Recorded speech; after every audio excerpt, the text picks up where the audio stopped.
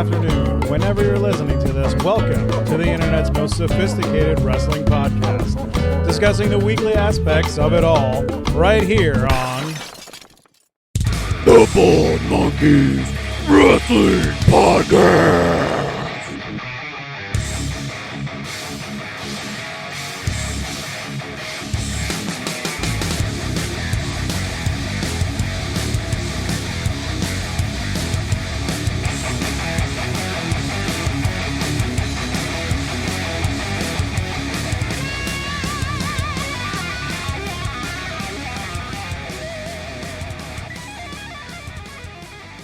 You know, one of the interesting things about doing a podcast kind of part-time with buddies is that you have to agree on times that you're going to wake up and record. And I get to pick fun at Christopher this morning because he's the one who chose Saturday morning at 8 o'clock. And where is he? Where is he, Chuckles? Do you see him anywhere? I don't. And I mean, you know, usually we try to keep it about the same time, and you know, he chose Saturday morning this weekend to do it. And you know, I texted back. I said, okay, we're gonna. Steven was like, I don't know if I'll be able to do it, the boss, but you know, depends on what time. And I said, well, probably our normal 8 o'clock time. And you know, it is now 24 after 8, and we still have no Christopher or Steven. So fortunately, unfortunately, all of you beautiful people out there listening now get the dynamic or undynamic duo of Big Baby Jimmy and Captain Chuckles. Well, and I'm gonna call this out, and hopefully he does this because it'll be very, very funny if he does. When he gets on later, because I'm sure he's gonna get on before this podcast is complete, I'm gonna call him out and be like, "Oh, look, he got here," and he's gonna say something cheeky like, "Oh yeah, I was snuggling in my bed" or something like that. He'll try to you know, push the fact that he was enjoying his sleep. I can almost guarantee you. Yeah, or it was a late night last night, you know. Oh, he better not lots of say stuff that. He going on. better not say that. Listen, here. Let me drop some truth bombs on you. Me and Christopher decided to go out last night. That's Big Baby Jimmy and Christopher decided to go out last night. And quite frankly, old people. I mean, we're not that old, but we feel like old people because I think I was back at my house by 10:30. I mean, yeah, it's pretty bad. I mean, I guess, you know, I could say, hey, it's not old. It's just working people, and you know, you're just tired, and it's been a long week, which is probably fairly accurate for both of us. But still, you still feel a little bit old when you look at it the next morning. You go, oh god, we only stayed out till 10:30. I mean, ugh. I mean, and It's true. that was me. I mean, he was back in by 10, so you know, I still had to drive after that. Damn. And then like, you know, of course, you know, through the week, I always flip through Twitter, see what's going on. I'll throw things up there every once in a while. And like, man, I see some of these people, man, and they post like nonstop to like almost nonstop. And I go, man, do these people like do anything? Like, how do they even find the time to like, and their tweets aren't like, you know, 1 minute ago, 2 minutes ago, 3 minutes ago. It's like 30 minutes ago, an hour ago, 45 minutes ago. They're spread out. So it's like they're on it all the time. And I'm just like, dude, you need to you need to do something else for a little while. Well, yeah, I mean, but that's the dynamic though, right? I mean, what if that podcasting or the Twittering, the thing that they do within the wrestling community is more of a full-time gig for them. It's True. like I that's True. the thing I run into, right? Where I want to be better at communicating with the wrestling community, and I feel like I fail miserably sometimes. And part of that is, you know, I've got a real job and I got to put out fires in my real job sometimes. And so when I have rough days at work, I don't get much Twitter love in, that's for sure. I most definitely fail miserably for my 354 followers. Yep. Oh man, you're the big time. I actually just hit 2K, so shout Hey, out congratulations. shout out to all the followers that follow the main Bald Monkeys Twitter. We appreciate the interactions and such. Goodness gracious, it's been 5 minutes. Where have I been? Welcome, ladies and gentlemen, to the Bald Monkeys Wrestling Podcast. I am Big Baby Jimmy. That is Captain Chuckles on the other end. We are happy that you could make it here and listen to us this morning. And wrestling, man. I guess start out with AEW Revolution. And a couple mistakes were made. And, we made a big deal about the fact that it was going to be the time when we finally knocked Nick down a peg or two. And Nakamura was finally going to lose the pick title.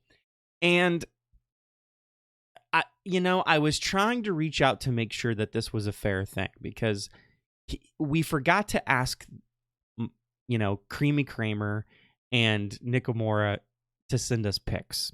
So they didn't send us any picks. No, we didn't forget. If you're, I mean, okay, yeah, we didn't send out a specific text message saying, "Hey guys, you gotta make your picks for AEW. Don't worry, like get them in there." Like we didn't do that. Like that's okay, But I mean, they both follow wrestling. They both know when the pay-per-views are. They literally, you told us via text that you bought the AEW pay-per-view through BR Live.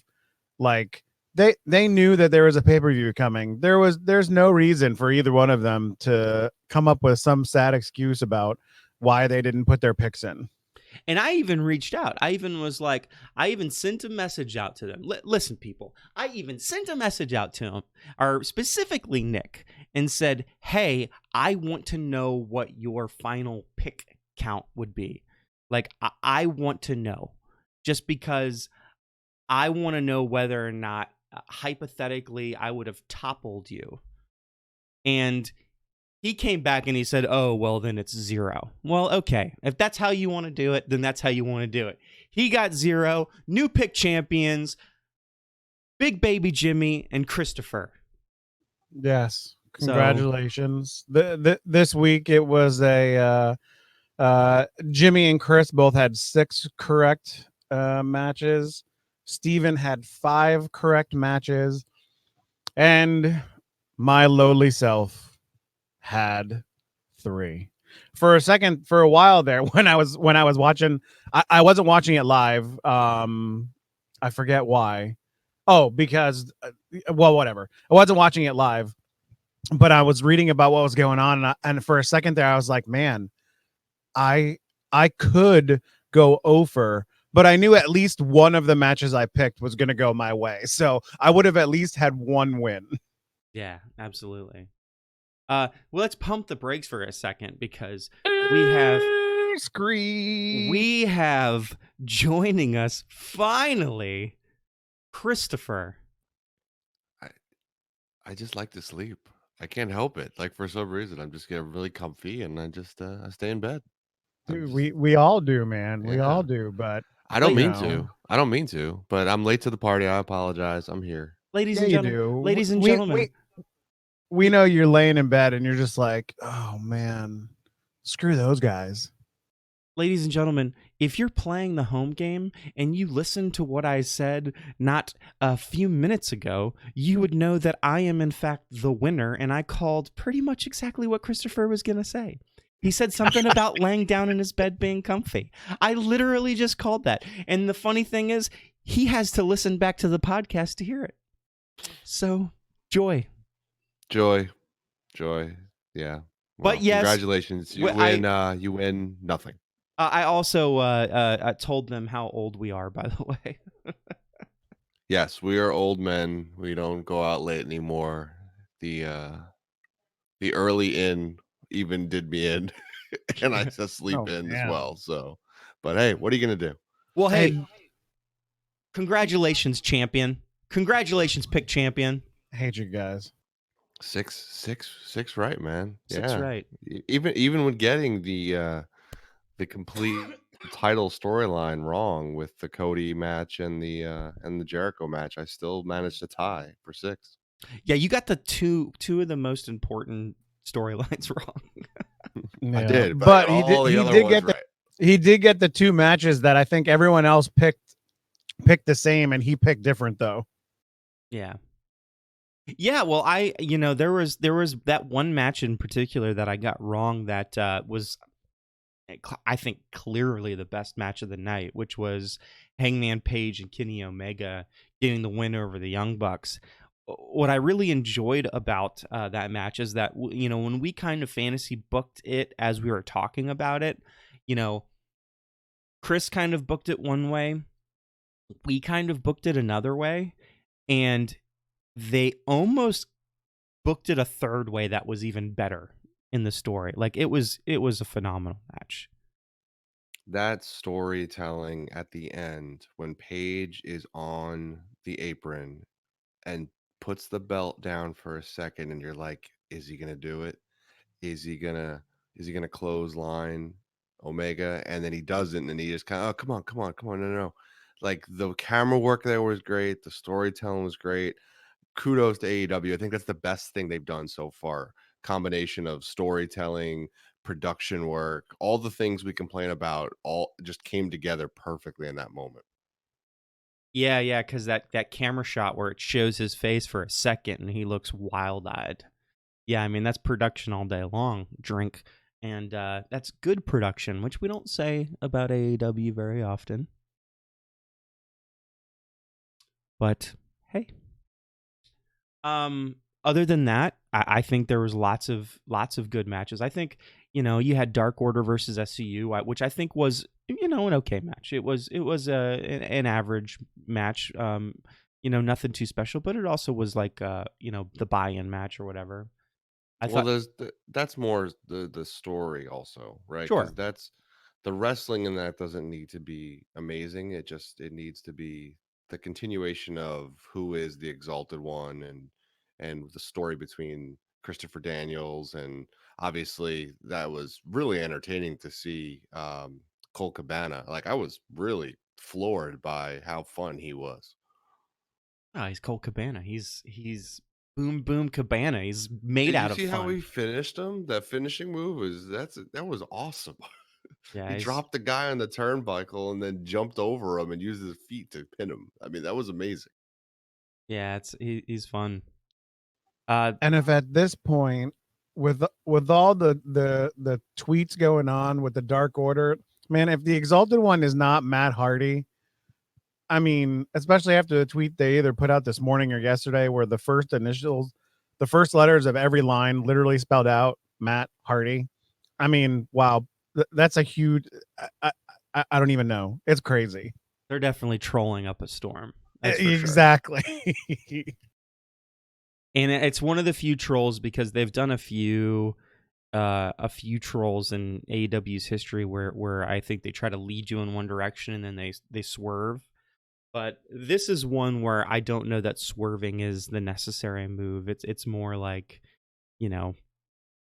it's the necessary move to have Matt Hardy do that. I mean, I don't know. I mean, me and Chris talked about it a little bit yesterday while we were out, and I don't know that you're totally sold on Matt Hardy being the Exalted One, are you, Chris? Not until I read that tweet that Chuck just talked about. Right? It would almost be, yeah, it would be disappointing now. Like they're trolling us, but at the same time, it's like, okay, you're trolling us to the point of who's it going to be? In the end, I always kept saying like, I don't think they knew who it was going to be. I think they were just going to drag this out as long as they could to see who they were going to sign that fit the mold of the Exalted One. And right now, Matt is obviously just the the one that would make the most sense. Could it be Brody Lee?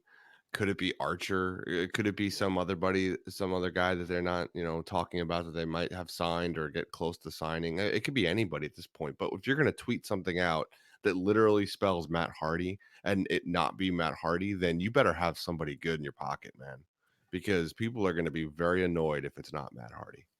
Did you say disappointing? Like, I don't know, maybe a fake mechanical spider disappointing? Oh, I don't know. Sorry, we're not talking about that yet.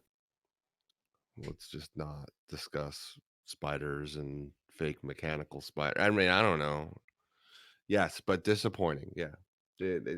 But again, a great troll. I mean, I just pulled it up as you said it because I'm like, what did I miss? Because obviously everybody knows I was sleeping. Yeah, you were still in bed. Yeah. So, but that's really good. All the first initials made from the void of hopelessness. I won't read the whole thing, but go out there and read it on Twitter. Matt Hardy. Yeah. So then we had Jake Hager versus Dustin Rhodes, which I thought was a solid match, better than average, in my opinion. I enjoyed it. What'd you guys think of it?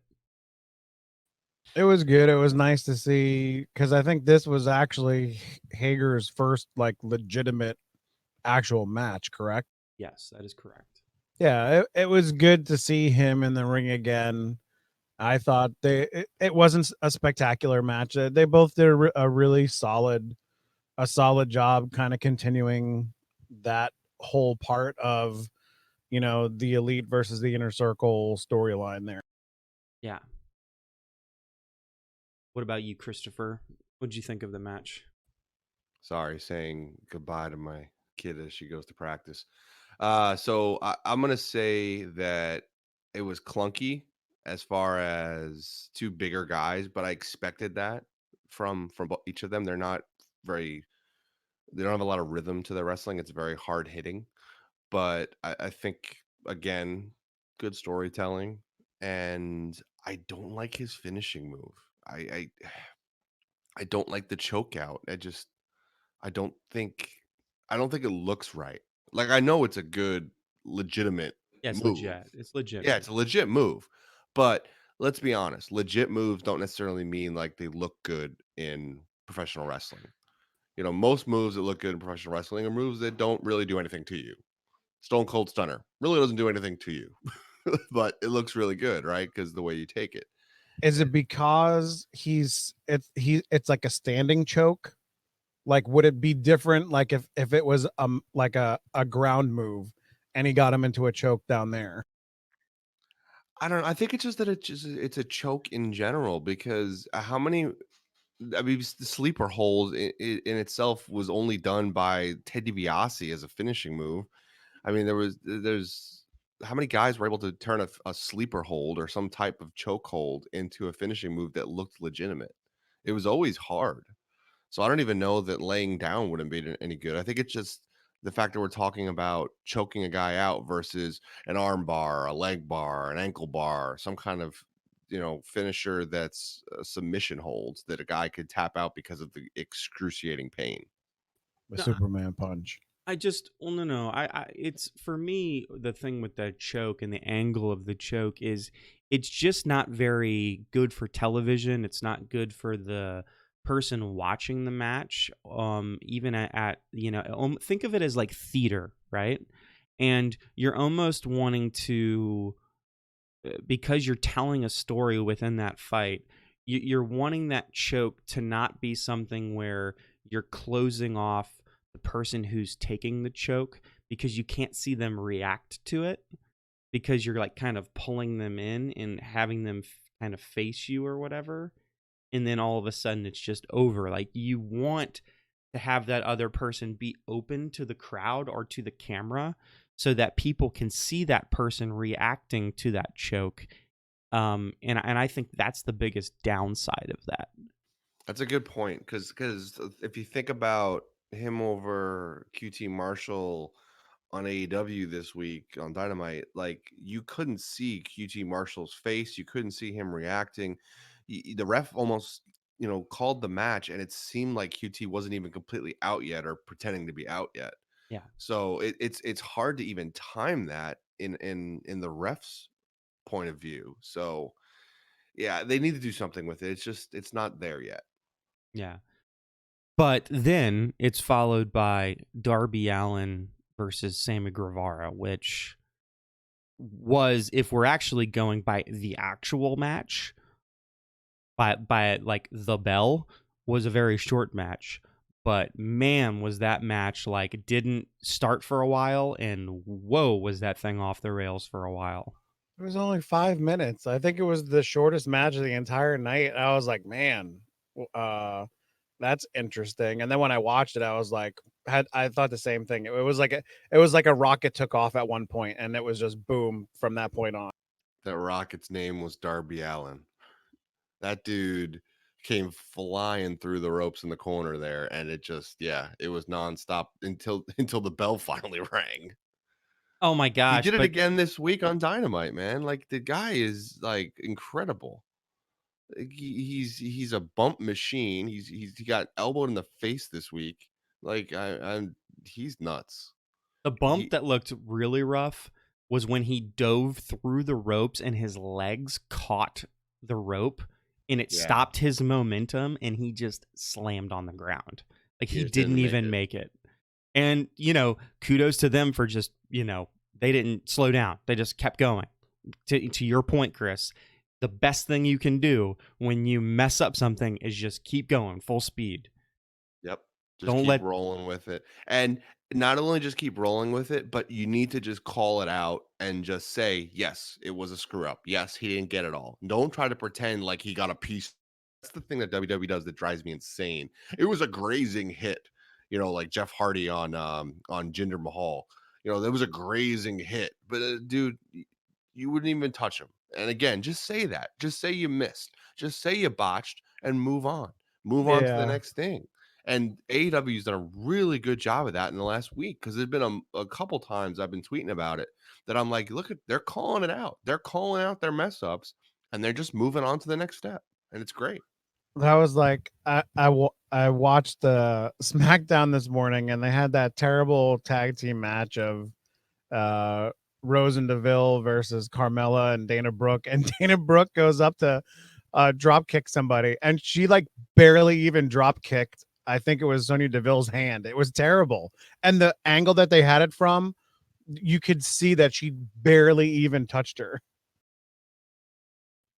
I'm going to be honest, Chuck, you're probably the only one of the three of us that has watched SmackDown. I So know, I'll I believe know. you, and I'll check it out. I'll look at some video clips and stuff. So, but I'm sure it's a botch. I'm sure they didn't say it was a botch. They just go, oh, a grazing hit.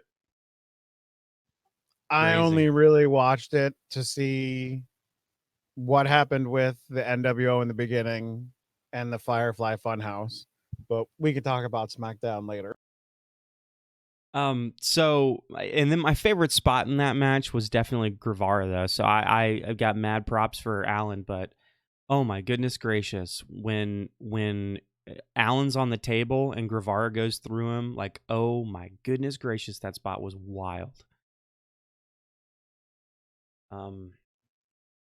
Probably my favorite spot of the night, period, actually. But yeah, so then after that, we get to Hangman Page, Young Bucks. We've already talked about it a little bit. Obviously, I think David Meltzer gave it like a 6 out of 5 stars. I don't know about that, Dave. I mean, whenever you go above 5 stars, I'm not sure it was that good. Was it a 5-star match? Maybe. That guy's a moron. Anyway, move on. Yeah. I definitely think that's been my favorite match of the year, though, so far. Easily. No contest. Follow it up with Nyla Rose versus Chris Statlander. And this match was kind of average. Well, it suffered placement also, right? Because how are you going to follow that match?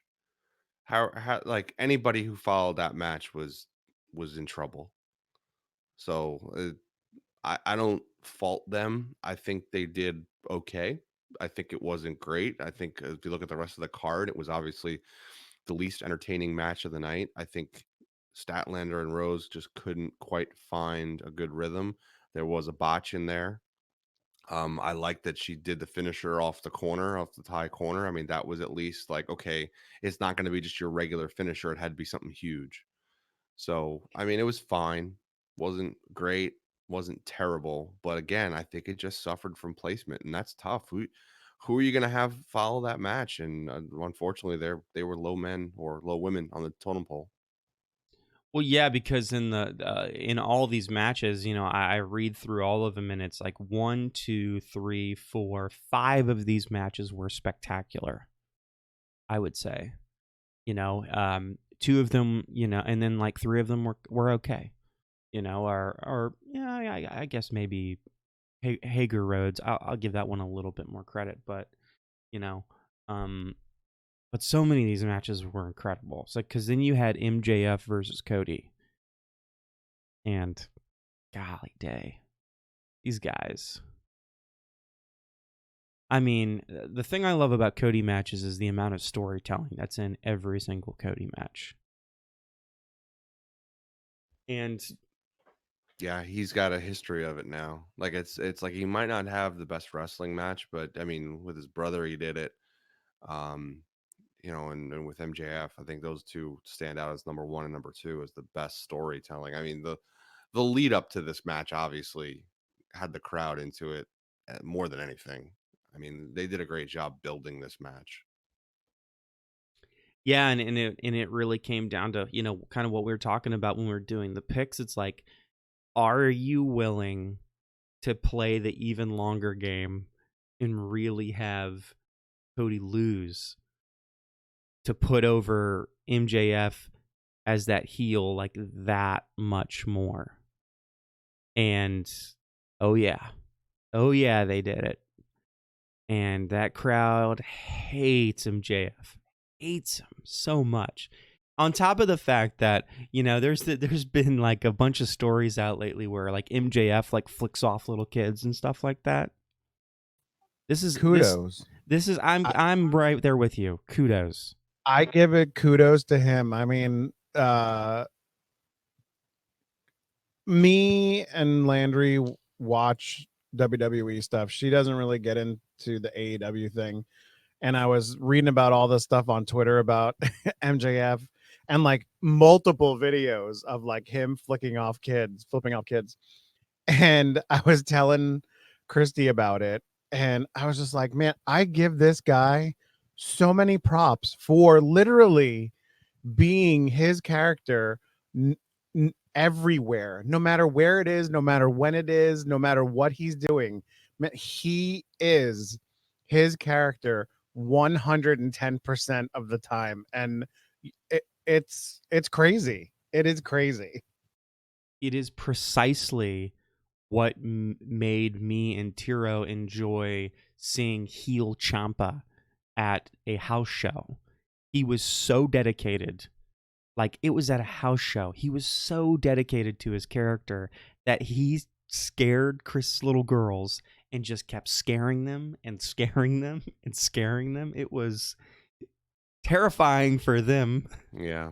And for us, it was like, it was that weird moment where it's like, well, should we feel bad? We should feel bad. Like, we should feel bad. We feel like you're stepping over the line. But like in private to the side, oh my God, he's so great. That's the best Ciampa's ever been, as far as I'm concerned. I agree. It's where Ciampa needs to go back to. But I mean, yeah, MJF, he never breaks. Like never. Like Gargano, I'm sorry, Gargano. The Ciampa was doing that, where he wasn't breaking, and it wasn't seen anywhere. I mean, going back to that event in NXT that we were at, Ciampa finally broke quietly and gave my kid a shirt over the rail with no one seeing but her. But I don't think MJF would even go to that point. Like, I don't think he will ever break. He will continue to just lay into people. I've seen footage of him everywhere, running after kids, giving the finger to kids, telling kids off. He's going to stay in character, and you know what? He's going to make a lot of money because of it. But people just need to get over it.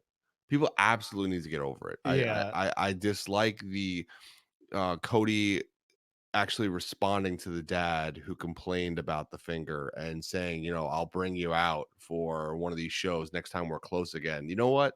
No. You don't. You took your kid to a wrestling thing. You took your kid to go see a wrestler that has a history of being a jerk. and you're surprised by him giving your kid the finger, it's a finger. He didn't hit your kid. He didn't even say anything to your kid. He just put a finger in front of his face. Uh, I agree and disagree, Chris. I agree with the fact that yeah, you're bringing your kid to an event with a bad guy heel wrestler. You know, you know what you're getting yourself into. However, the part I disagree with is I actually like that Cody was like, "Hey, you know, I apologize.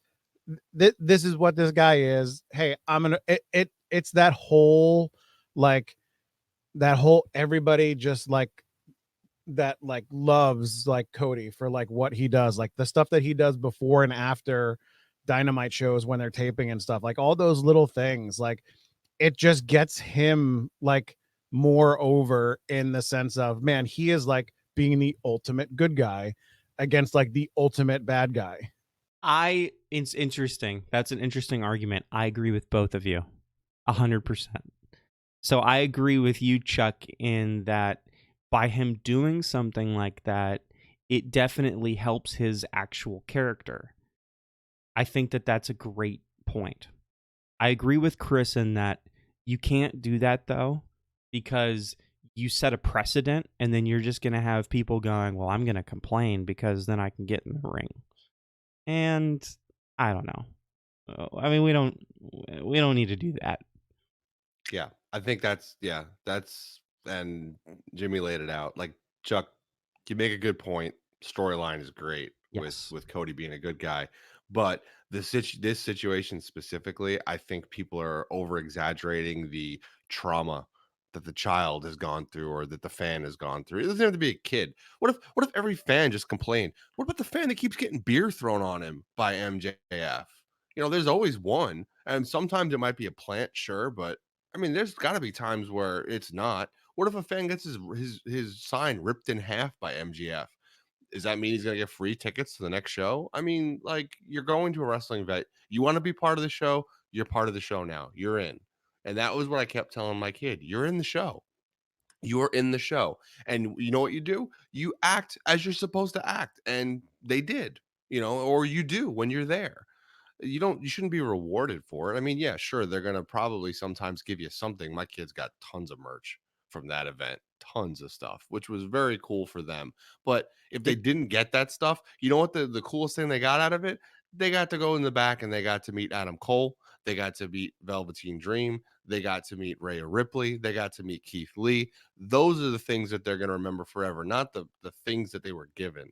So ultimately, when you're at a show, you can do a little moment like that, and that's fine. But being away from it, getting out in the Twitter world and trying to call out MJF, to me, that's just a ploy for trying to get free stuff.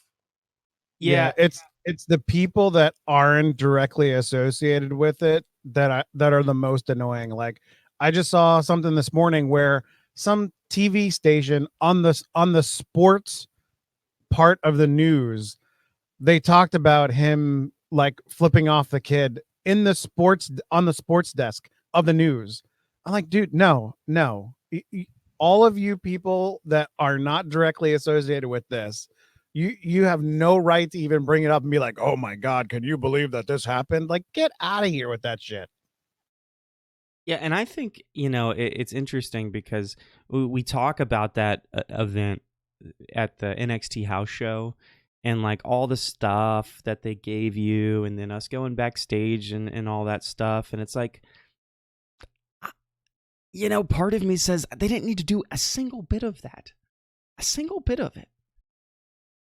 And I think in the long run, I would have been okay with that because again, it's that risk that you take with really good. I mean, that reminds me of just like that old school wrestling, that crazy, that old school kayfabe thing where real wrestlers aren't going to break kayfabe and you put yourself at risk when you interact with them. And that was always kind of like the golden age of wrestling anyway. So I always have a lot of respect for the people that still do that. Heck yeah. I mean, like 20 some odd years ago, on a Monday Night Raw. I got stiff armed by Kurt Angle as he ran by me through the crowd. And I was on TV with my Monday Night T-Row sign. Damn straight.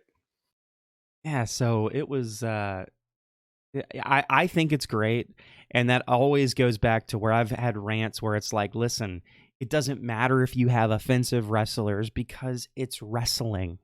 And that's it. That's, exactly where they should be. If he is playing a character and his character is going to do stuff like that, and we know that his character is going to do stuff like that at this point, then guess what, parents? You have been forewarned. And guess what? I would love nothing more than to be at the front row at an AEW show and for MJF to take a full beer and just throw it in my face. That would be the coolest thing ever. That would be amazing. And you know what, MJF, keep doing you, buddy. Keep doing you. Keep Heck doing yeah. It's working. We love it. There are tons of people that love it. So go on with your bad self, man. And one day I'm going to get him to respond back to one of my tweets of some of the offensive stuff that he says to people, and I call him out on it. Yeah. So I can't wait to see what he calls you. So he's working something up, Chuck. He's working something up good. So that match is followed up by Pac Orange Cassidy. And oh my goodness gracious, is Orange Cassidy the most over person in AEW, period? Period? He's so over. Period. I mean, and the match was just incredible. I mean, for me, I think the highlight of the match is after Pac kind of takes control and kind of starts beating the heck out of him, and he has rolled out of the ring, and Pac throws him in, and then he slowly rolls to the other side, and then Pac runs around, and then he slowly runs to the other side, and then he runs around, and then he meets him back because Orange Cassidy's trying to do it one more time, and then they stop, and they're both looking at each other, and Orange Cassidy just gets a big smile on his face like, oops, I got caught. Somebody posted a video on Twitter of, and I could completely have it wrong. It was definitely something in Japan of like the match doing almost the exact same thing that they did at that time with that rolling around the ring and everything. Yeah, I don't know. I mean, like an older match, like maybe they stole the gimmick. Yeah, it was definitely older. I mean, I could care less. Hey, I mean, if it worked, it worked. So you want to know what? If you steal stuff that works, I mean, that's fine with it. I mean, how many people that watch like weekly wrestling even know what's going on or what has happened across the world in Japan over the last 30 years? Like a very small handful. Yeah, I think we've proven because, when we had our end of the year show and we talked about, the different matches that we thought were the best, the different wrestlers we thought were the best. And, for a podcast that doesn't really talk about New Japan, we pushed a lot of New Japan. And there was a lot of people that didn't really watch New Japan that listened to our stuff. I didn't know, what any of these matches were. So, yeah, that doesn't surprise me. And then the last match was Mox versus Jericho. And this is the point, actually, when we get to Mox versus Jericho. And my critique is not from Mox versus Jericho. It's actually from Hangman Page, Young Bucks. But I know that Chris would have a critique from this match, this Mox versus Jericho match.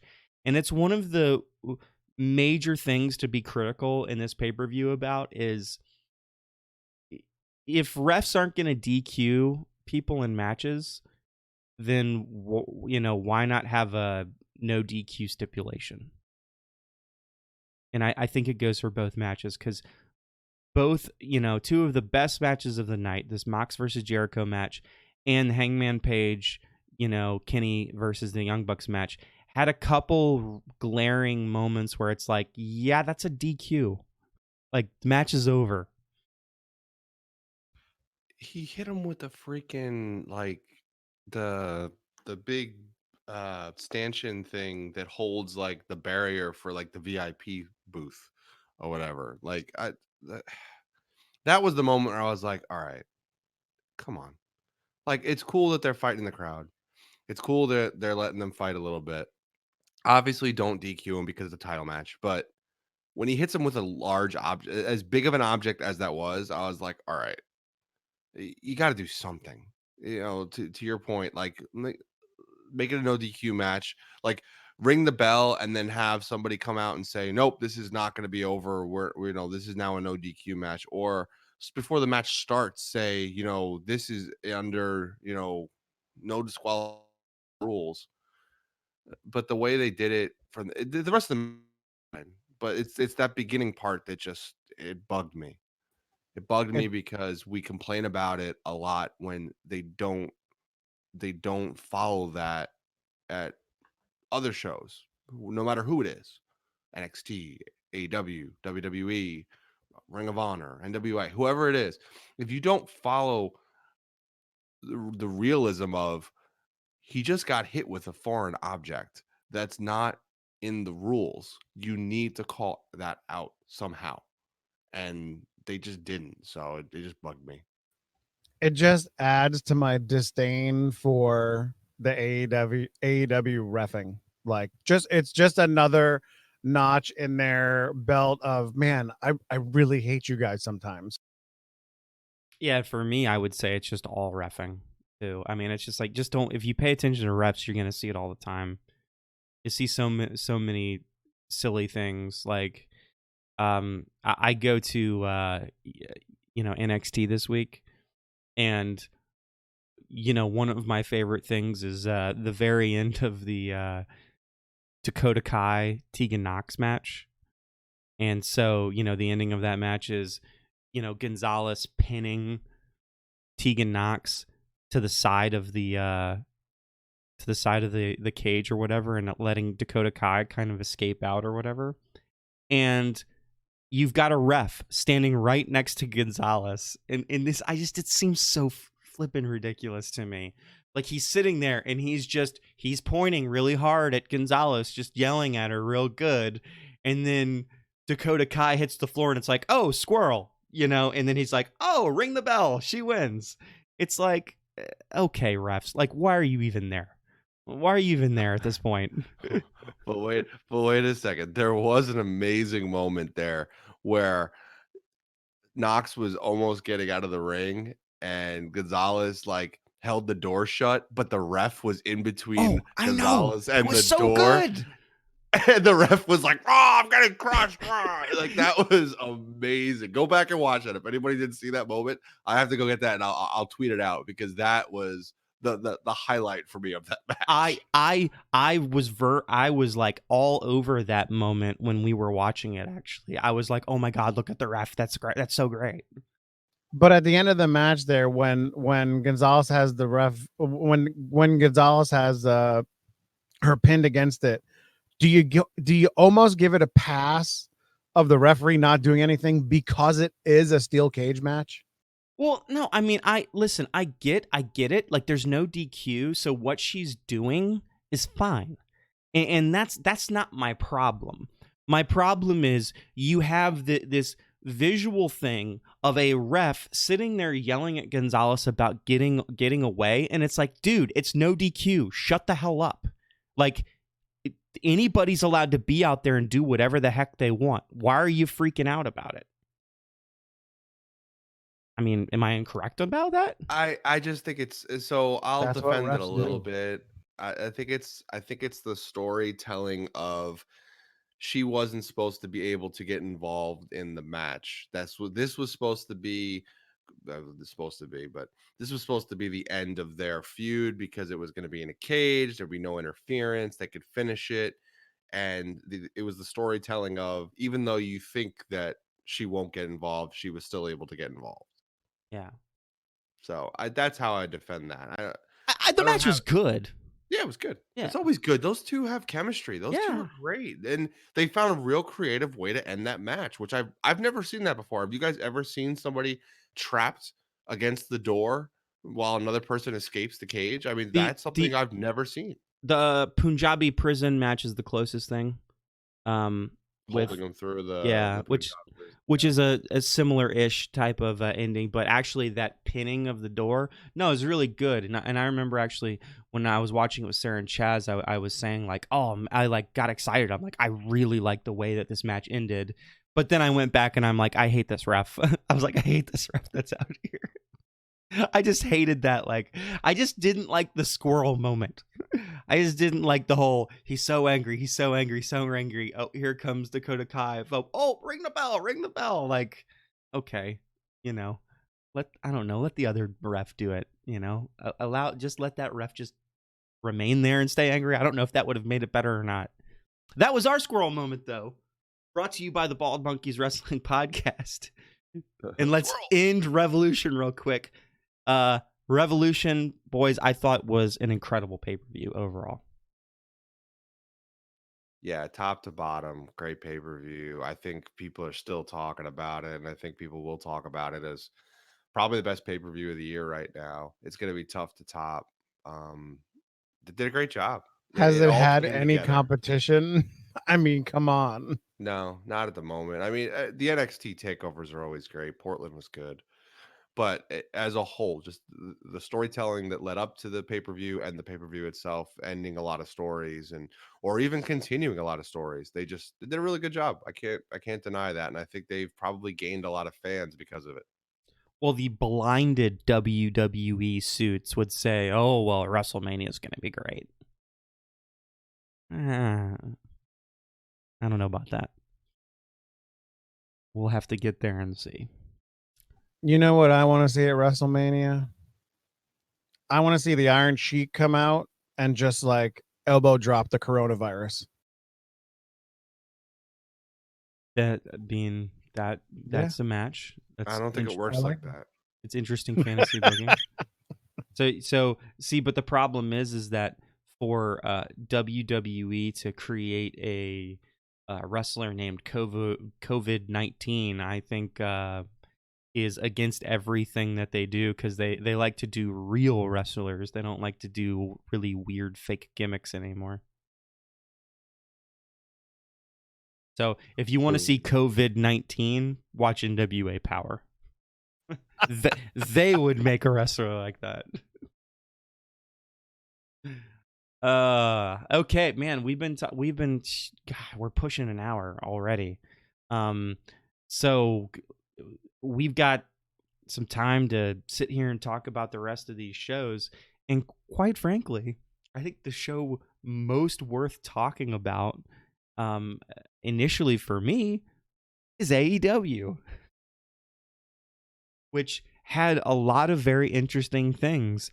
One of the most interesting to me being, here comes Cody down to the ring, and he starts talking, and he's complaining about the fact that he maybe didn't lose that match cleanly, and orders MJF to come down to the ring, and who comes out but Jake the Snake Roberts, all the way down to the ring to cut exactly who we all thought would show up. I know. What? Oh my! What? Like What? Jake the Snake. Like everybody in the crowd was like, "What?" Like they were like, it was that weird slow reaction where it said Jake the Snake, and everybody's like, "Well, wait a second, Jake the Snake," and then he walks out, and everybody's like, "Oh my God, Jake the Snake!" And he comes down to the ring and goes on to tell Cody that he needs to stop bitching about his loss, and that he's there to serve him up some punishment for complaining all the time. And let me tell you something. Pretty damn good promo by Jake the Snake Roberts. Yeah, I agree. He after all these years, he still is able to do it. I mean, there's not much else to say, man. Like he just cut like an amazing promo. I'm intrigued. Even Cody tweets WTF after the whole promo happened. Like a few minutes later, he just tweets that.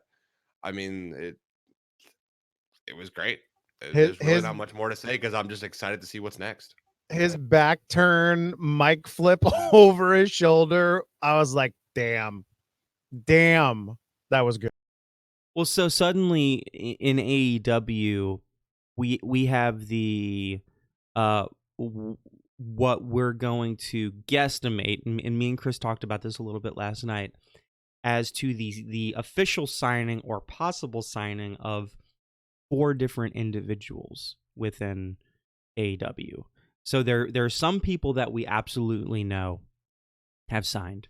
That's Colt Cabana and Lance Archer, like 100% verified.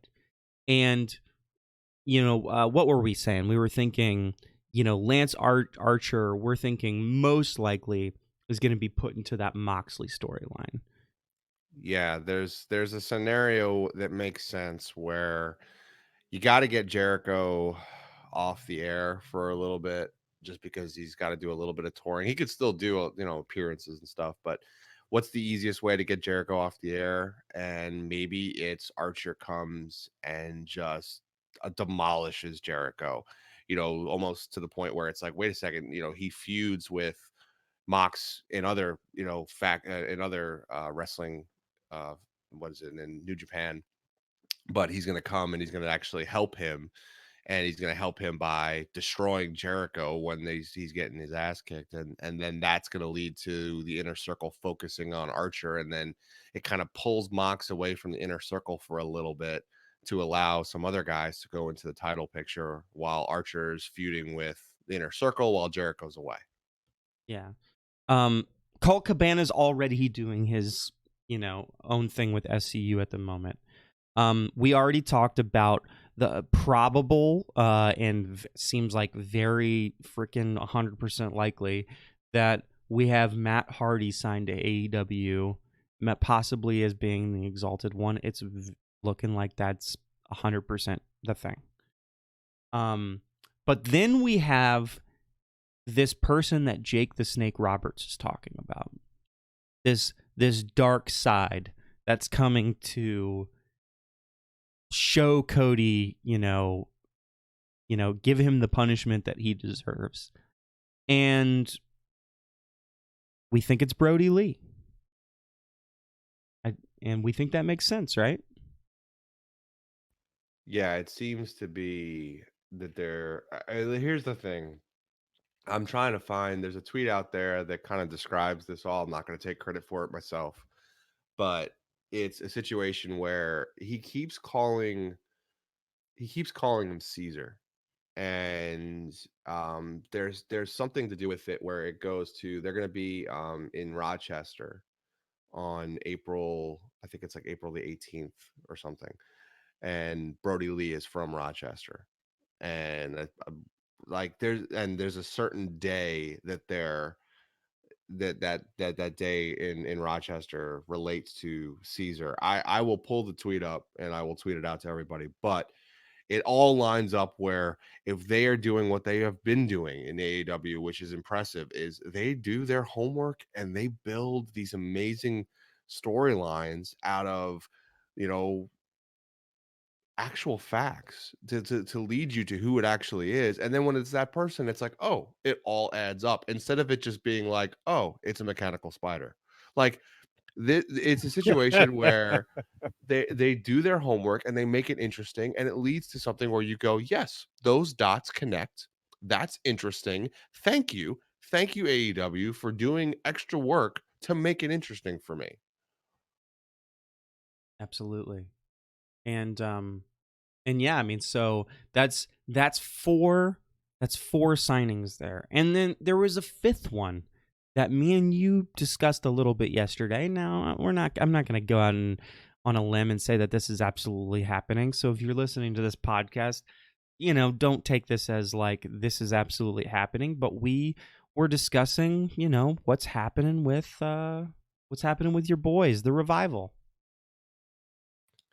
Yeah, so there's a situation obviously where the Revival right now, there's rumors swirling that they're basically being held off TV at this point because they're gone. They're not going to re-sign and they want to leave, which I wouldn't blame them for. They really, haven't used them great. And let's be honest, being used is better than not being used at all. But if you're not happy with creatively how you're going, you do something about it. And it would be great to see the Revival go into AEW and be that strong tag team. And how can you make the Revival really hit as hard as you want them to? Where would they really fit in? We've talked about this a little bit on the podcast, but putting them in a faction with two other guys that could really use that extra muscle around them, or could really use that group, that would make sense. What if you recreate the Four Horsemen, and what if it's the Revival, MJF, and Wardlow, where you got the Revival as that tag team, you got MJF as that vocal guy, as that Ric Flair person, and Wardlow as that science, like, muscle in the background. Like, to me, that faction is unstoppable, not only from a wrestling standpoint, but just from a storyline standpoint. So we're, again, what Jimmy said, don't take us for, us saying this is definitely going to happen, but if that did happen, we'd be very happy. Oh yeah, and it definitely puts a lot more emphasis on. We've had these different arguments about whether or not AEW even has the best tag team division versus somebody like WWE, and it kind of helps them kind of start to solidify that a little bit if they add somebody like the Revival. Yeah, at the moment, I still see WWE as having the better talent as far as tag team wrestling goes. It's muddy at the top, obviously, because there's some, and the two tag teams we watched at Revolution were amazing. But I, overall, as the talent goes throughout the tag division, I still think WWE is deeper. But that being said, I think they're misusing their tag teams, where AEW is actually pushing a lot of their tag teams in interesting directions. Yeah. And then, is there anything else? No, I think that's it from the standpoint of like these things that it look like they're adding to AEW. So that could be all. That could be all of AEW for now. We've talked about AEW a lot this podcast. So now we'll open the floor to any comments on NXT or WWE. I think there's one other major thing worth talking about in NXT. And I think there's a couple things in WWE, even though, to be quite candid, I'm not watching WWE main card wrestling for a little while. And I said I wasn't going to, and I'm a man of my word. And so I will read about it for the sake of the podcast. So I did read a couple things that I think sounded like they came across as good segments. I will have to lean towards the people that actually watched them on whether or not they were. One of those was Drew McIntyre claymoring Brock Lesnar 3 times. That sounds like a very successful segment. Was really good. And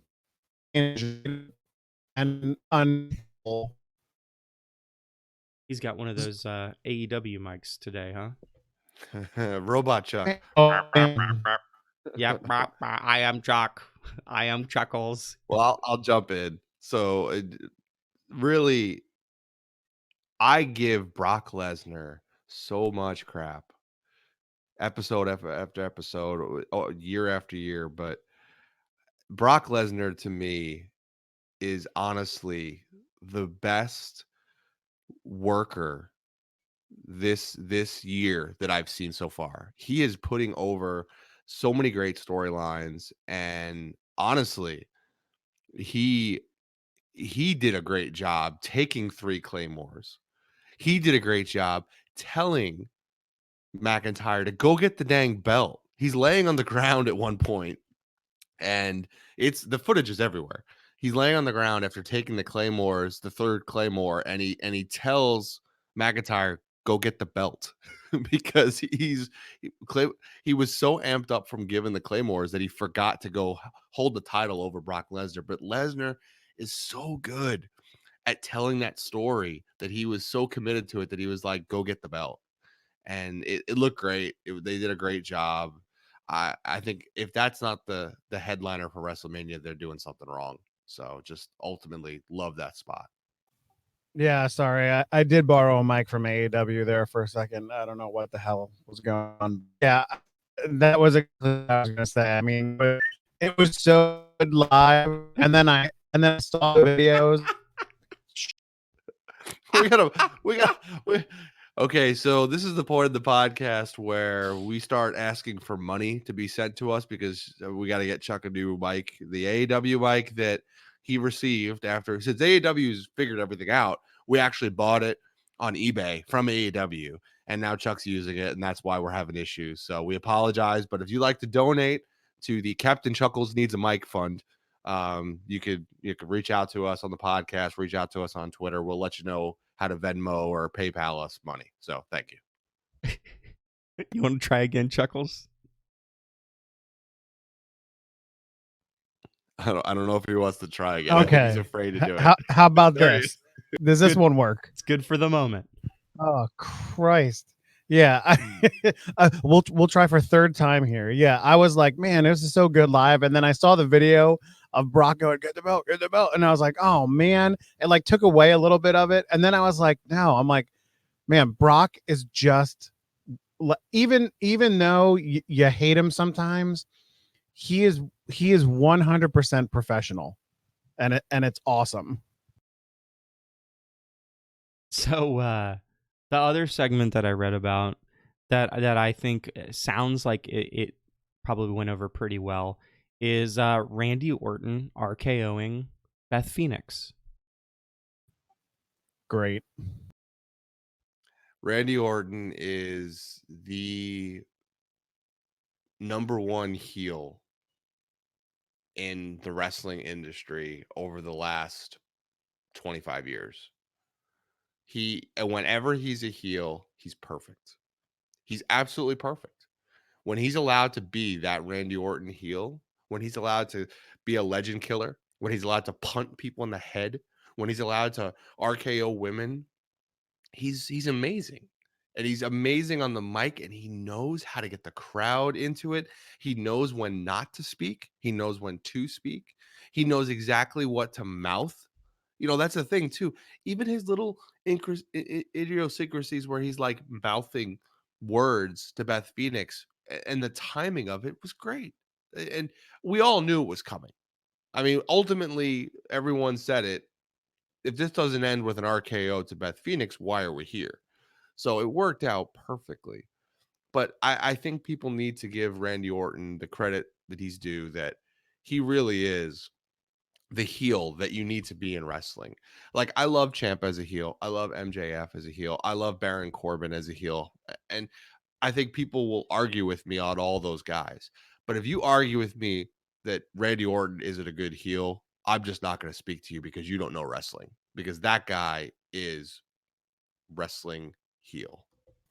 So many amazing parts to that whole thing. Everything that you said, Chris, perfect. The fact that Orton came out and most of the crowd was booing him, and then as soon as it got to the point where you're like, man, he's going to do something, the entire crowd was calling for an RKO. All the people that just booed this man are now saying, do it. You better do it. Do it. It was fans great. Are so blood hungry, though. You know, I mean, every fan, I mean, they could be watching their favorite wrestler ever just get destroyed. Like if Brock, like back when Brock Lesnar destroyed Kofi, if he just kept going and then he even hinted at going and getting a table, the whole crowd would have turned and been like, you know, we want tables. Yeah. So I have a quick hot take on this whole situation. People, can we please remove the Me Too movement and your thoughts on women and men out of professional wrestling? Have we there were multiple videos online of Randy Orton doing the exact same thing to Beth Phoenix, to multiple other women throughout the years. Please, I beg you, take your thoughts of the Me Too movement out of professional entertainment, wrestling, whatever you want to call it. Just leave that shit to the side. Well, at least when it's fake. Well, yeah. When it's in Yeah. actual story. I mean, it's like if that stuff was actually real and happening all the time, well, yeah, of course. People wouldn't cheer that stuff. They would boo him out of this world. But that's not the way that it is. No, please just get. You know what?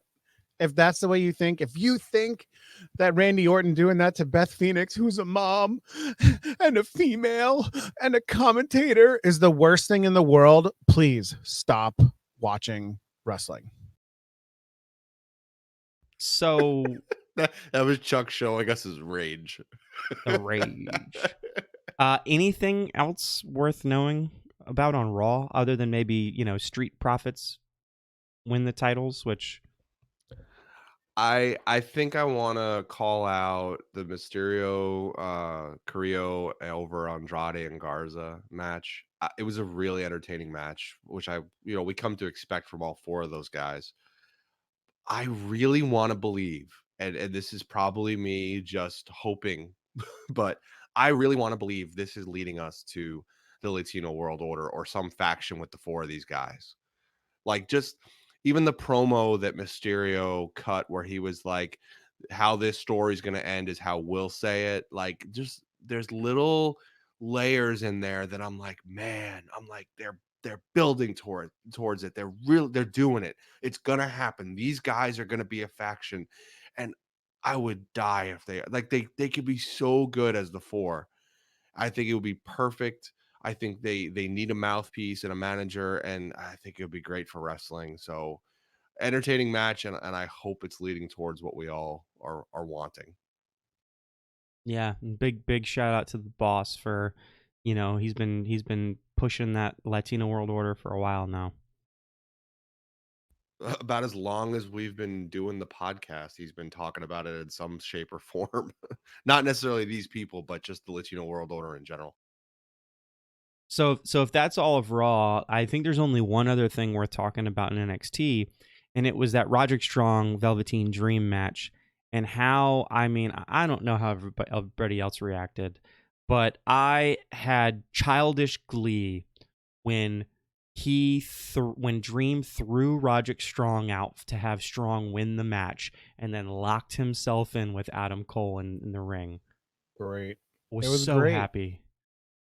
That whole ending of that match was it made a mediocre NXT, in my opinion, a good NXT show, just with everything happened, and then Dream locking the cage, and like then all of Undisputed Era coming in and him just like taking him down.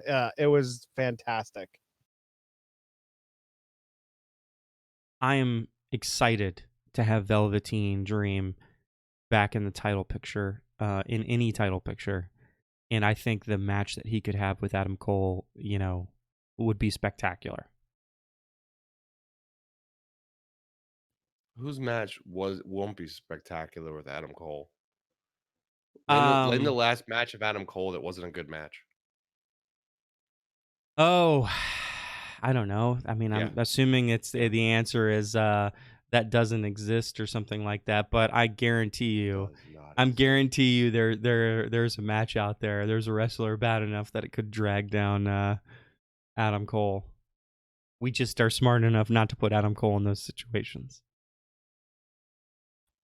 Truth. Our truth. So SmackDown. Didn't watch SmackDown? You didn't watch SmackDown, Chris? Anything worth noting on SmackDown? I was with you, and then I was sleeping this morning, so no, I didn't watch SmackDown. Anything worth noting on SmackDown, Captain Chuckles? Reading through it for the little notes that I wrote up for it, didn't look too great. Um, the tag match, the two women's tag matches, Sheamus and Apollo, the Firefly Funhouse was okay. The gauntlet match at the end to see who was going to be in last was okay. I mean, it wasn't great. The one thing I want to talk about just really quick, and Jimmy and I talked about it before you got on, Chris, and before we started. I'm so done with a moment of bliss. The interaction between Alexa Bliss and Nikki Cross is like nails on a chalkboard. I mean, it's terrible. The two of them cannot play off of each other um when they're talking. It's so horrible to watch. It's a car crash. Every single time I see it with the two of them, it's a car crash.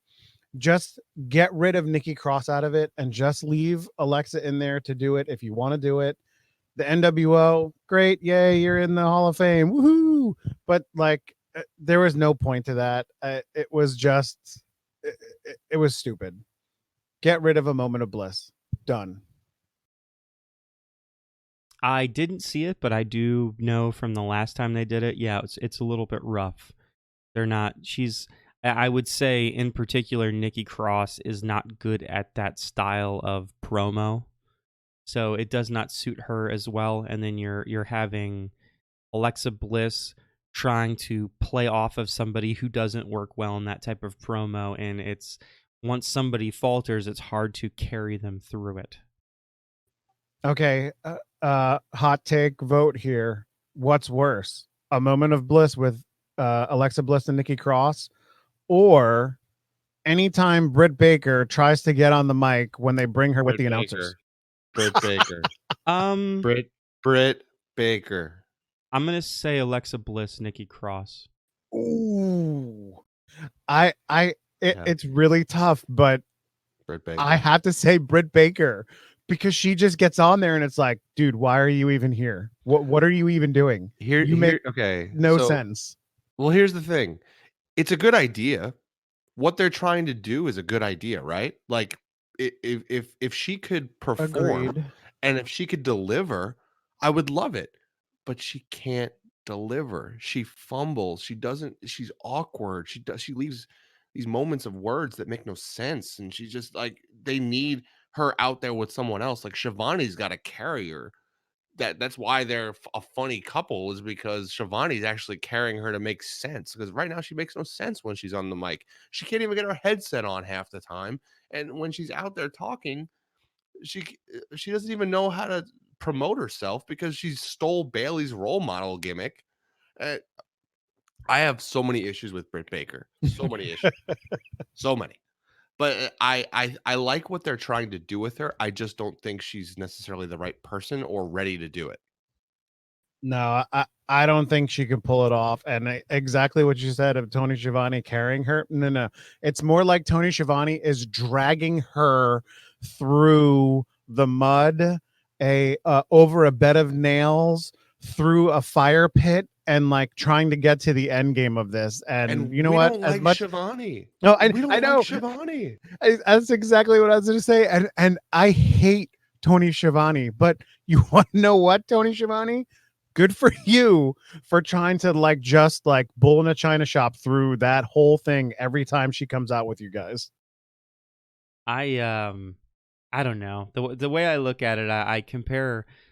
I feel like we compare AEW to NXT a lot, and so I give them a little bit of leeway on AEW the same way that I do on NXT, which is that there are certain wrestlers and certain angles that, you know, some of them are bad with no hope, and that would be like the Nightmare Collective. Like, that was bad with no hope. Like, your end game was nothing. So yes, it was really good that you ended that. With Britt Baker, it's, for me, and this is me personally, I know that you guys probably disagree with this, is like I'm a little bit intrigued. And enough okay with them. The fact that she's not wrestling, I am okay with that, as long as she's wrestling on the side, trying to get her, you know, her wrestling down a little bit better, and, you know, allowing her to get on the mic and try stuff out and kind of try to develop and be that developmental part of that show. I'm okay with it.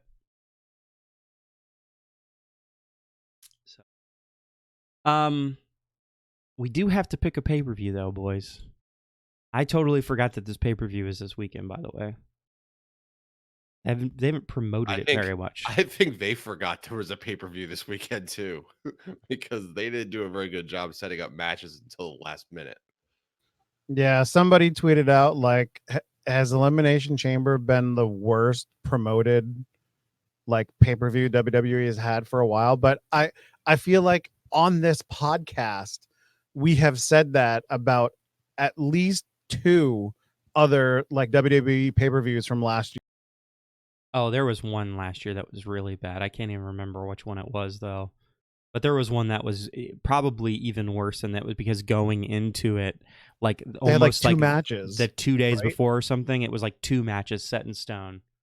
It was bad. So we had to pick based on like, what we knew, and then like people's predictions on what matches were. And there was a bunch of matches we had to pick on the day. It was bad. I remember those text messages going back and forth, and it's like, oh, they've added. I think Chris sent it out like, oh, here we go. There's 4 more matches added, like at the last. Yeah, it was bad. Yeah, very last minute. So, all right, Chuckles. It's just the 3 of us. So, let us know who's picking first and who's picking last. Let's make this one caveat though. We need to make sure we remind everyone to send in picks, because we might have forgot to do that for AEW Revolution. So we should probably remember this time to be like, hey guys, send picks so we can actually get picks from everybody. You all know there's a pay-per-view. You should be sending your picks anyway. But hey, if we have to remind you, send gotta picks. Hold your hand, man. Yeah, we'll send out a courtesy message to the other 3 knuckleheads. Okay, so since I think Tiro went first the last time, we will I will go first this time, then we'll have James, then we'll have Tiro. So that'll be our lineup this week. So we'll start off with a match that just got added, I think, yesterday. It is Daniel Bryan versus Drew Gulak, and Drew Gulak is going to try to, what did he say? Expose all of Daniel Bryan. And the mic's back. And the AW mic's back. But hey, we at least I can confirm that we at least heard the match. The match was Daniel Bryan versus Drew Gulak. All right, so Jimmy, why don't you go first while Chuck fixes his mic? So Daniel Bryan versus Drew Gulak. I think that is a fairly simple match. How could you possibly have Drew Gulak go over in Philadelphia, where he's from, when it's Daniel Bryan? It's like that kind of stuff drives me crazy a little bit, because here's Drew Gulak as this Philly native. I would love to see that happen, but yeah, it ain't gonna happen. Daniel Bryan's winning this match all day long. Yeah, I think Gulak gets close. I think they tease us a little bit. And I think it's to the point where the crowd, is so over for Gulak, and then Daniel Bryan ends up getting the win. So, and Robot Chuck is going to take Daniel Bryan. So he's still working on mic issues. We're gonna press on. Hopefully Chuck could type out what the next match is, and we'll keep talking about it until he gets his mic set up. But I would love to see Gulak win, but Jimmy, you make up the point of they never let freaking the hometown person win. You have to lose every time you're in your hometown. So it's got to be Daniel Bryan.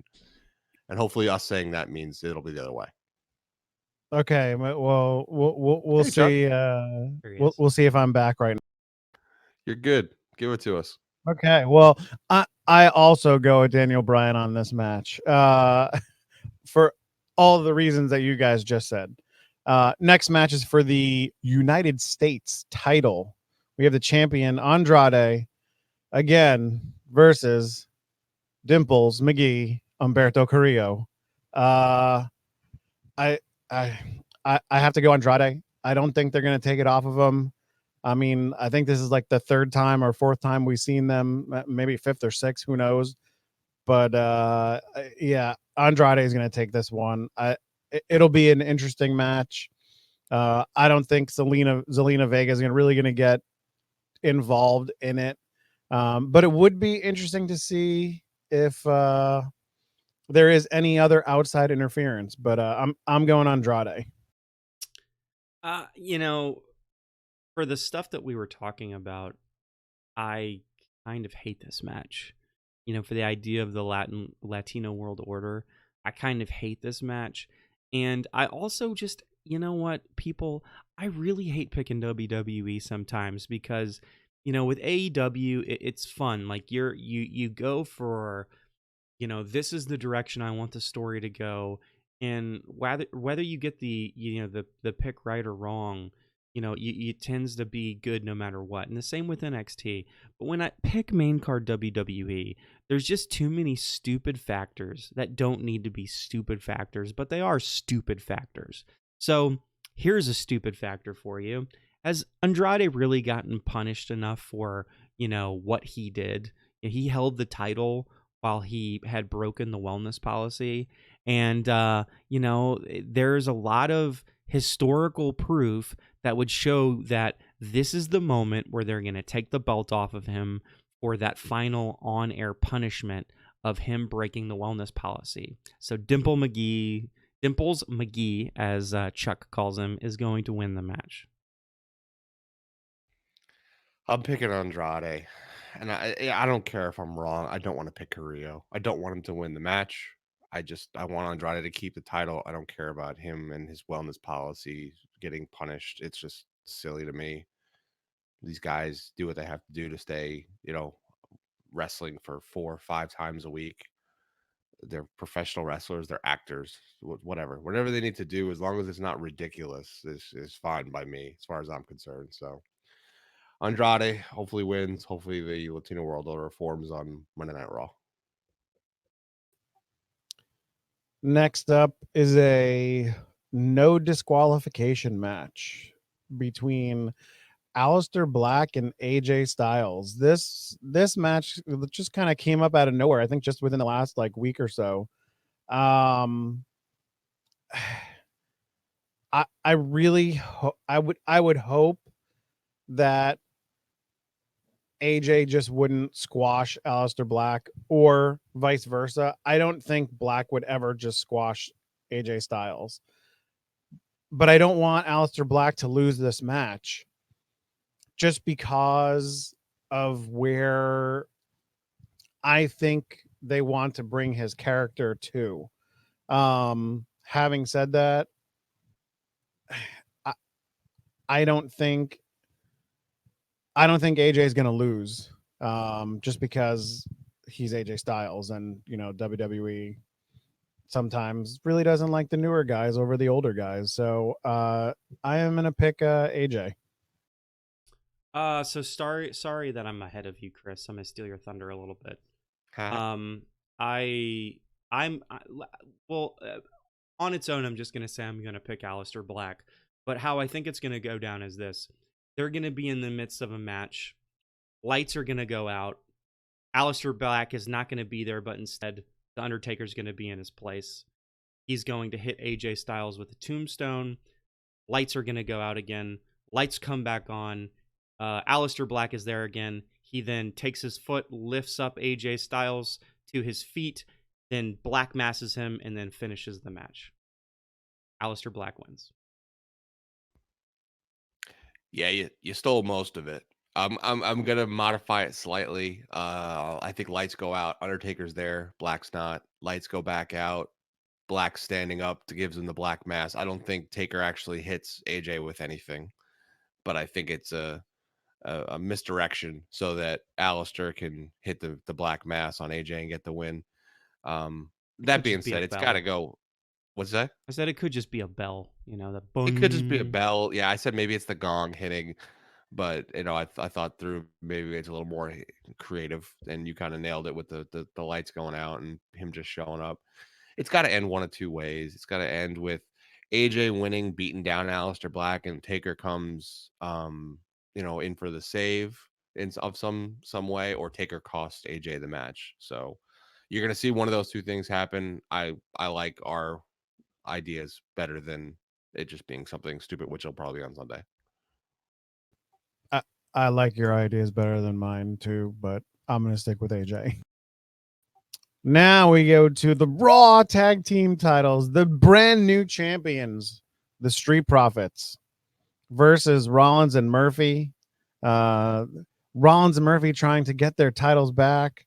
I see the Street Profits defending and retaining their titles. I think it'll be a good match, or I don't know. Now I second guess myself. Could AOP get involved and there be a disqualification? I don't know. I'm gonna go Street Profits for the win via a DQ of some sort. No. I mean, I feel like I've got the one logical part of myself that's saying pick it Street Profits because they wouldn't flip it right back. And then I've got the bad WWE writing part of me that's saying, oh no, they would flip it right back. Yeah, just to be different, I'm gonna say they're gonna flip it right back. Seth Rollins and Buddy Murphy are just gonna win because they don't know how to manage tag teams in WWE. Street Profits retain. KO costs Rollins the match. KO Rollins WrestleMania. Makes sense.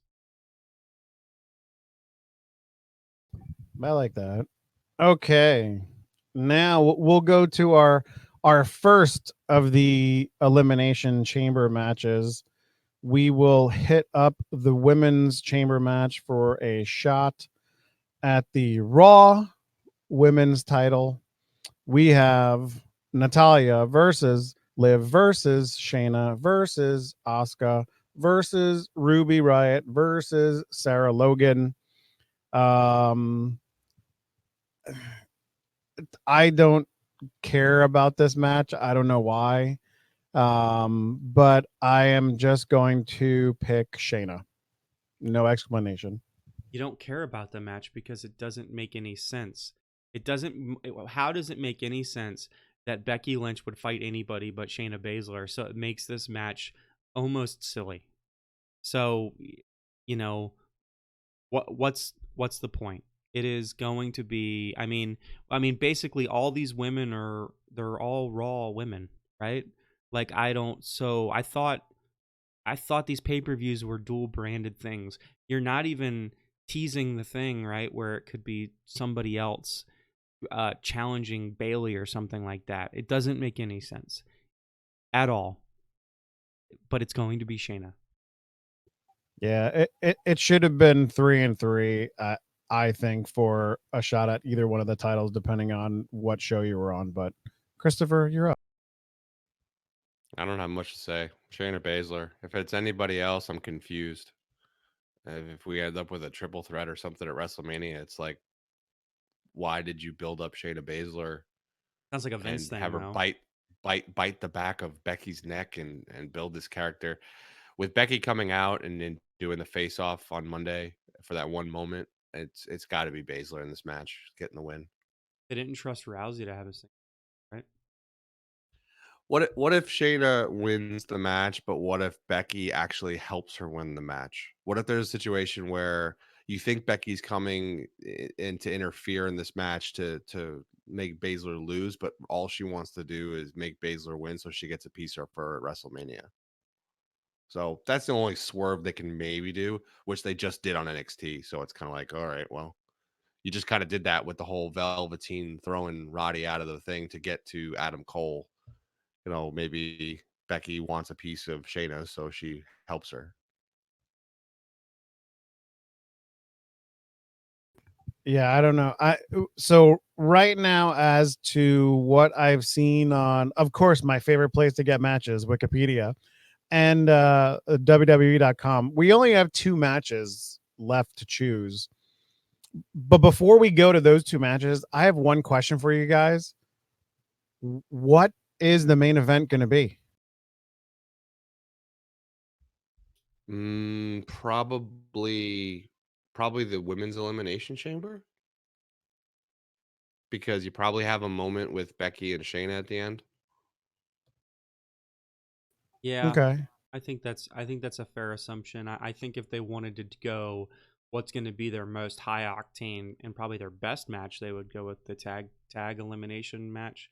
But that'll probably be the first match of the night, quite frankly. Okay. So we'll go on to the 3-on-1 handicap match for the Intercontinental title. We have the champion Braun Strowman versus the whole Nakamura clan, Nakamura, Cesaro, and Sami Zayn. Again, it's another match that I don't care about. And I see them just having Strowman, get beat up by these three guys, but then all of a sudden, Strowman does his "I'm a big guy" thing, and he wins because he's a big guy. So Strowman retains in this match here. It would be refreshing to see Strowman just get beat down by the three of these guys and just lose really quickly. But that's the exact opposite writing culture that WWE has with him. It's like they have to remind you at every turn that, Roman's this really big, powerful guy, and no matter what, no matter how many people you throw at him, he can't possibly lose, yada, yada, yada. Nobody cares. Nobody cares. Roman's going to win. Boo.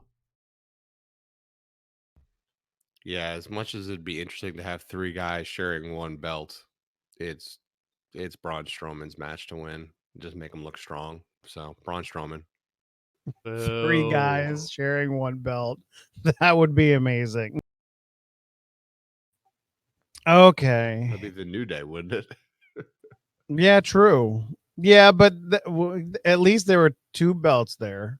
There's an interesting story there where you have three guys sharing one belt and then they start feuding over the one belt that they're all sharing. I mean, that's at least a little bit interesting.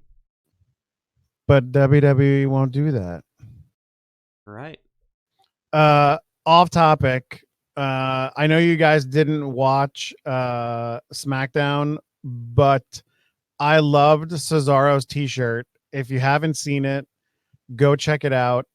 It almost looks like a take on the Dillinger Escape Plan logo. And I think it says like the wrestling purist or something like that. It was awesome. Anyway, last match that we have here is the Elimination Chamber for the SmackDown Tag Team titles. We have the champions, Eminem, Miz, and Morrison versus the New Day, the Usos, Heavy Machinery, Lucha House Party, and coming in the last spot, the winners of the Gauntlet match on Friday, Ziggler and Rude. Man, could you have more like tag team firepower in one match? It's just it on paper it looks like a main event match, even though it's not going to be. But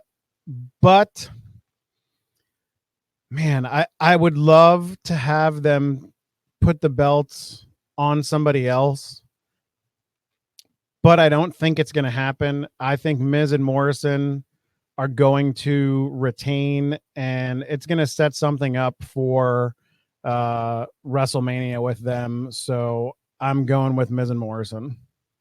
So this is a match for the titles then, and the champions are actually in the match. Yep. Yes, sir. What a weirdly booked match.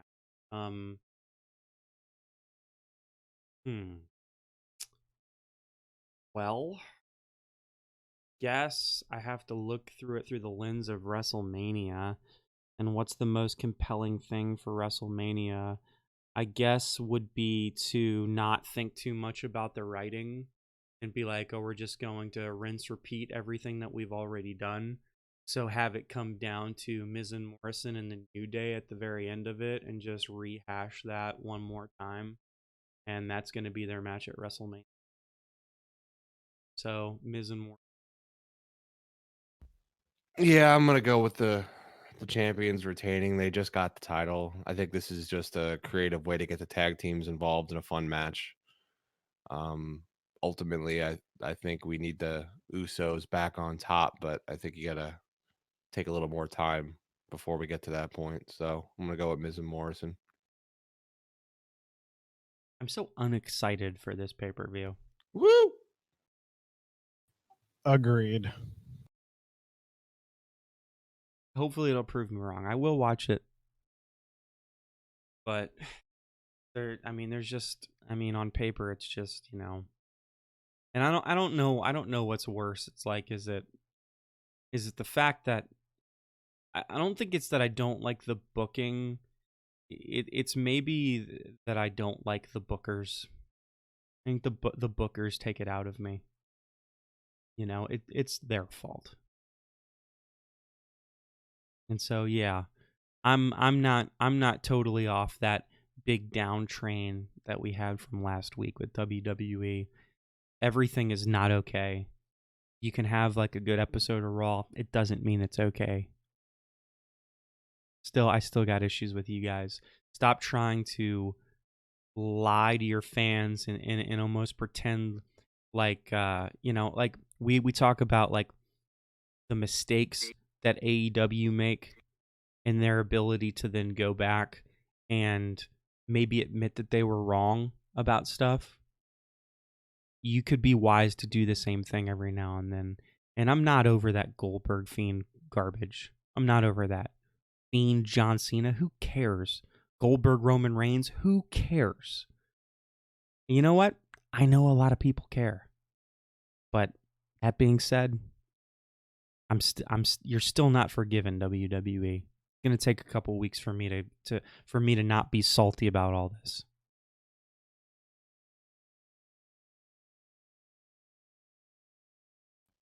Salt of the earth. Yeah. So, been over an hour and a half. This podcast has been going on for a while, but we'll do that. We'll do a little bit of a hot take thing. Rotate through anything you want to say. Shout outs, hot takes, anything like that. I'll jump. So I did tweet out what I found about that Jake the Snake promo, and I want to shout this out just because if this is true and this is how deep AEW is going for their promos and for their scripts and for their storylines, they've found it. They've found the magic bullet that's going to put them over the top for a while in dedication to a story. So Jake the Snake mentioned the Ides of March and Caesar. March 15th is the Ides of March. The episode in Rochester is March 18th. Brody Lee is hometown in Rochester, New York. Obviously, the warning of the Ides of March was the Caesar being assassinated or being killed. So honestly, if you're going that deep for story, if you're going that deep to build up a character, to build up a promo, bravo. Bravo for taking the time to research that stuff and figure that stuff out and time it perfectly. So if they continue to do stuff like that, I will continue to watch AEW. I will continue to promote AEW and be a big fan of what they're putting out there. By the way, I read Julius Caesar when I was in school, and one of the most important things about the assassination of Julius Caesar is that one of his most trusted people was in on the assassination. Ding, ding, ding. So it makes sense to see that Arn Anderson turn around the same time. Yeah. Yeah. That all works. It all works. Good stuff. It's really good. A2 Brute. Yep. How about you, Chuckles? You got anything? My hot take is a shout out to the consummate professional that Brock Lesnar is. Even though he got Claymored 3 times on Monday and had to help Drew out a little bit. I like it, and a kudos to Brock. In my hot take, and it's probably going to extend the length of this podcast by a little bit because I think we're probably going to talk about it after I do it, is a shout out to a moment that happened while I was watching NXT with my friends. We were watching NXT, and what usually happens is we sit there and we banter the whole time while we're watching wrestling. And then Johnny Gargano started cutting this promo with Mauro Ranallo, and it was this great moment where everybody was quiet. And afterwards, when I talked to Sarah about it, she had mentioned to me, that promo made me feel uncomfortable. And I said, it's because it was that damn good. Now, let me be clear. I am not excited to see Johnny Gargano, Tommaso Ciampa, but Johnny Gargano, that promo was spectacular. Mauro Ranallo, that promo was spectacular. Very well done. One of the best ones I've seen all year. Agreed. I don't have a lot much more to say to that other than it made me feel uncomfortable and I loved it. So I look forward to more of this heel Gargano and more of those promos. But agreed, I don't necessarily think there's a lot to say for another Gargano Ciampa feud. I'm sure it'll still be good. I'm sure the wrestling will still be good. I mean, there's no doubt about it. It's not like I'm not going to like the wrestling matches. It's just like it's been done. It's been done before. And you're not even putting the title in the picture. So it's like, what's the point? So, all right. Well, that's been our time, gentlemen. It's been wonderful doing the podcast this week with you. As always, happy to be here late and Ditto. sleepy. Yeah. Chuck with his ever AEWing mic. Yeah, I really apologize for that. I don't even know what the heck was going on today. Yeah, I got to send it back to AEW and say, can you get me a new one? Truth. Thank you for everybody who listened this week. We appreciate every listen that we get, and I'd love to hear some feedback from you guys. About what you liked, what you agreed with, what you disagreed with, what you disliked. Any of that stuff. And until then, we'll be here next week. And oh my goodness gracious, I'll get through the whole podcast. It's been an hour and 42 minutes, and guess what, guys? It's our birthday. It's in the can. Oh man, look at that. We didn't even bring it up at all. There were no fireworks, there no cake, no nothing. I tweeted about it while we were doing it, but really, yeah, we kind of just let it, just like any birthday, you kind of just try to ignore it. You don't want to get older. Yeah, it's the old person birthday tradition. If nobody knows it's my birthday, nobody will know how old I am. We're one. We're 1 year old. Yep. And it has been quite the journey so far. And I don't know that we're stopping anytime soon. I still enjoy doing the podcasting week to week. I don't know about you boys. Love it. Love doing the podcast. Love talking wrestling. Love having fun, just making up stuff as we go. It's part of the reason we started doing this podcast was to stop spending so much time and money at the bar and start doing it online and maybe save a few bucks and have a good conversation while we're at it and gain a couple of followers. And we've done that. I think we definitely have some great interaction in the Twitter world out there. I looking forward to having more of that tomorrow as we watch a terrible pay-per-view that had no build up. Yeah, I mean, I thank you guys for taking me on. I started off as a part-timer, a throw-in just in case you needed some schmuck to not to be confused with Randy Schmucklack, but just a regular schmuck to come on and talk wrestling. And now I'm pretty much every week regular, and I thank you guys. It's always fun to come on and banter and talk and just hang out with you guys. I like it. Thank you. All that being said, Jimmy is still not my friend. We're not friends. Let's just make that clear. Name of the episode, Jimmy is still not my friend. Thanks everybody for listening. We'll see you next week.